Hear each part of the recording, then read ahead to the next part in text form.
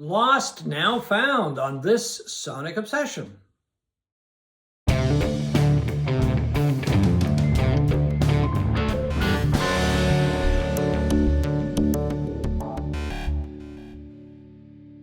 Hi folks, right there is Steve McLeod, right here is John Whidden, and welcome to this Sonic Obsession. Today, another installment in our feature we do from time to time called Lost, Now Found. It could be a band, it could be an artist, it could be an album that's in Steve's collection that he thinks warrants more attention, or it could be one from my collection. It could be something that was at one point very popular, but has just kind of left, the stage kind of thing. It's not popular anymore. Nobody mentions the artist or the album anymore. So it's just our kind of way of digging them out and saying, okay, let's give this album or artist a bit of attention. Lost, now found. Over to you, sir. My choice this time is Kerosene Hat by Cracker. I really debated whether this was an appropriate album for this, because it was a moderately successful album for the California band.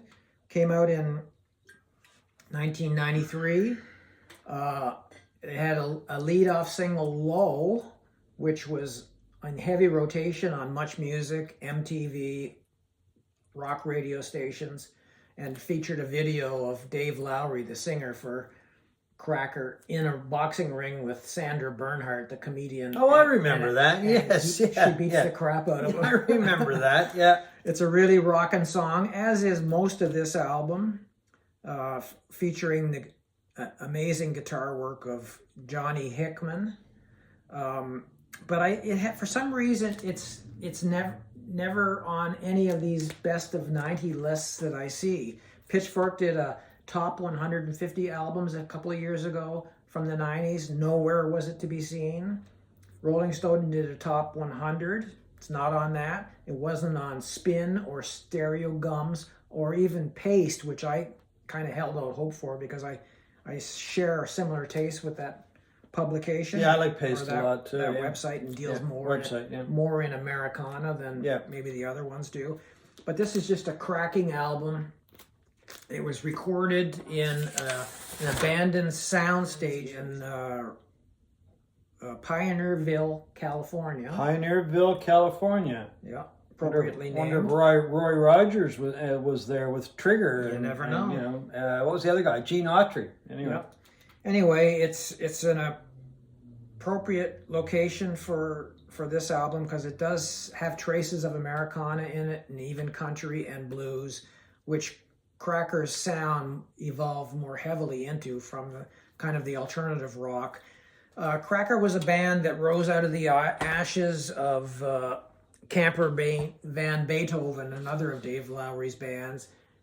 This is my favorite album of theirs, Our Beloved Revolutionary Sweetheart. They were fantastic. They were known for their weirdness and acerbic, witty lyrics, and Cracker shares a lot of that with that band. Just an absolutely fantastic album if you've never heard Cracker. And they've made several albums over the years. This is in no particular order. Greenland, Forever, Gentleman's Blues, and The Golden Age. And this was their debut from 1992, just a self-titled Cracker album. All of them are worthwhile, some better than others, but to me, the pinnacle of their recorded output is Kerosene Hat. Just an absolutely fantastic album, and if you haven't discovered them, you should try. Cracker still together? They still tour. They still have they do a music festival apparently every year in Pioneerville, where they recorded this album. Oh, that's interesting. So, and they toured as late as a couple of years ago. I mean, I've seen that as a concert on, from Rock Palace in Germany, that TV show. Oh, that show, yeah. And there's a great show, an entire show on YouTube if anybody wants to see what they're like. But I'm gonna link a description to put a link in the description to Low, the single. I think this album is aged way better than a lot of the music from the 1990s. A lot of the grunge and hard rock, industrial, and new metal of that era. To me, I didn't care for almost 95% of it at Well, the that time. doesn't get much attention these days anyway. And it really hasn't lasted. This album this album has durability. It's a great album. Kerosene Hat, cracker. Funny, we were talking about Roy Rogers and Dale Evans, and even I mentioned Gene Autry, but my choice continues that Western theme, and this was not planned. My choice is an album called Happy Trails by the Quicksilver Messenger Service, which is this band's second album. And they called it Happy Trails because I'm not really sure why they called it Happy Trails, but the album ends with an excerpt from the theme song from the Roy Rogers TV show called, well, the theme song was called Happy Trails, and it was written by Roy Rogers' wife, Dale Evans. Anyway, it's kind of a fun thing they do at the end of the album. But this album came out in 1969, and Quicksilver, as most people call the band anyway, instead of using Quicksilver Messenger Service, because that's a bit of a tongue twister, was a San Francisco band, one of the last bands of that era to get a contract with a big record label.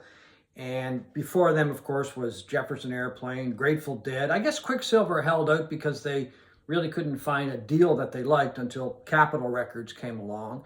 And anyway, one of the last groups of San Francisco to get a record label. But it wasn't a group that really caught on like the Jefferson Airplane or like the Grateful Dead. And of course, the Grateful Dead and Jefferson Airplane are still very well known. But I think if you mention this band to a lot of people, they'd probably say, who are you talking about? Don't you think? Yeah, I mean, I certainly remember them. My brother was a big fan of Quicksilver and had a couple of albums, and I liked them a great deal. They were a band that honed their chops playing live before they ever went into the studio. So they became very tight. And well, they really liked playing live, and they had a very strong following in the Bay Area. And were making a pretty good living, I guess. And I guess it's one of the reasons they held out on a recording contract. Yeah. The first album is just entitled Quicksilver Messenger Service, I believe. It was a bit more commercial than this one. This really, for all intents and purposes, I don't want to say it's 2 tracks, but the first side of it is a whole suite of songs based on the old Bo Diddley song, Who Do You Love? And to say that without hearing the song, you'd say, well, how could you do a whole side based on one song? And there are different, I guess, suites that the members of the band put in there, but along the same theme. And the whole album, except for one track, I believe, was recorded live at the Fillmore East and the Fillmore West. But I'm not really sure what was recorded where. I don't think I've ever seen it anywhere laid out. And as I said, one of the tracks was recorded in the studio, and that was Calvary, which was recorded at Golden State Recorders in California, or in San Francisco, I believe. But I guess they also did some overdubbing to some of the live material, which wasn't uncommon back in those days. No. They said, it's a live song or a live album, but they would spruce it up, that's for sure. But the really interesting thing about this album and this band was the guitar playing of John Cipollina, and I hope I've said that right. I've seen it or heard it pronounced a couple of different ways, and Gary Duncan. I mean, these guys were just fantastic guitar players, weaving in and out with each other, and it's psychedelic rock, I think, at its best. It really is. I mean, I find with the Grateful Dead, and I've got a lot of live Grateful Dead albums from this era and afterward, they kind of noodle a lot. I shouldn't say a bit. They do a lot, right? And it becomes a little boring, but not with these guys. They were really on fire, and I would have loved to have seen them live. But that's really, I think, what makes this band unique. And one of the reasons that I picked this album is because I've been raving about an album called The Third Mind, and the one I am only familiar with is Third Mind 2. And when I was listening to that album, I was reminded of that psychedelic sound. I think it's a very apt comparison because I do too. I think it's sort of almost like a modern take on 60s psychedelic music, And I thought of Quicksilver when I listened to those. Well, that's interesting. So did I. I listened to both of those albums, and the guitar playing in it reminds me of Quicksilver in a way. Yeah, I mean it's psychedelic. Well, it's called psychedelic, but it's jazzy. It's rocky. There's some blues in there. It's just a really unique sound, and I think that's probably one of the reasons why Quicksilver just did not catch on. They didn't have really strong vocals. That was another thing that probably held them back.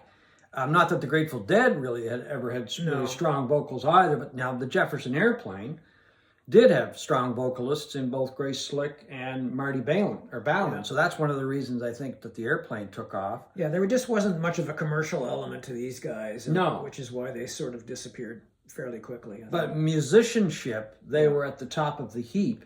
And the fire that these two guys, Cipollina and Gary Duncan, were able to, put on record, whether it was the stuff they did in the studio or the live material, was really good. I mean, these guys were, I guess, maybe ahead of their time. I'm not quite sure, but I think really a band that you had to see live, and that's what I really like about, especially side one of this, Who Do You Love, and the different suites that some of the members of the band added to that old Bo Diddley song. The other tracks on it, their standout track, well, there's another one inside too called Mona, which is also a Bo Diddley song. And then there were a couple of originals, Maiden of the Cancer Moon and Calvary. So as you can tell from the title, Maiden of the Cancer Moon, very psychedelic, fits in with that era. Yep. Exactly. Now, does this stand up to the test of time? I think it does. I really do. I've been listening to it a lot in the last couple of days, and it really reminds me of Third Mind, the band, or Third Mind reminds me of Quicksilver, whichever way you want to look at it. But in the end, it's just really, really good music, and it's, as I said, it's jazzy. They improvised a lot. You can tell that when they're playing, especially on the live material, on that live track. Who Do You Love? I'm kind of interested when I was trying to get a few details about this album as to where in the blazes did they get the name. So I did find out. Thank God for Wiki, eh? Yeah. So it was, Cipollina had said something, and it was included on Wikipedia, that Jim Murray and David Freeberg, two members of the band at one time, came up with the name.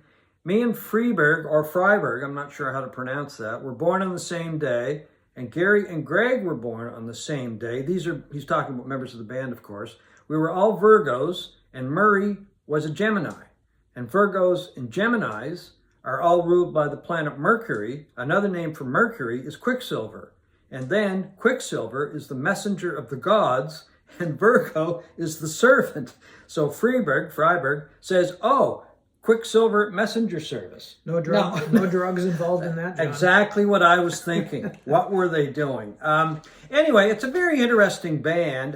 They had a number of members over the years. Quicksilver did.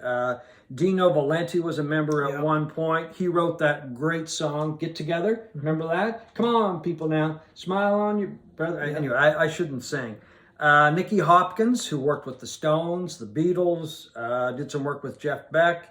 And he, of course, was with Jefferson Airplane at one point. Nicky was. Greg Errico, who played with Sly Stone, was a member of Quicksilver at one point. And Perry Prince, who played with the Tubes, was a member of Quicksilver at one time. And Mark Naftalin, a keyboard player, best known, I think, for his work with Paul Butterfield, was a member. So as you see, a lot of people went through the band. And Cipollina formed a group called Copperhead. I'm not really familiar with that. They did get a little bit of attention. But anyway, I think overall, this is the best album by Quicksilver Messenger Service, or the first album. A lot of people prefer the first album. Depends on what day of the week it is for me. But both, I think, are very good albums. And they did some other work that was really interesting as well. So anyway, I think that's a good way to wrap up our look at Lost, Now Found albums on this Sonic Obsession.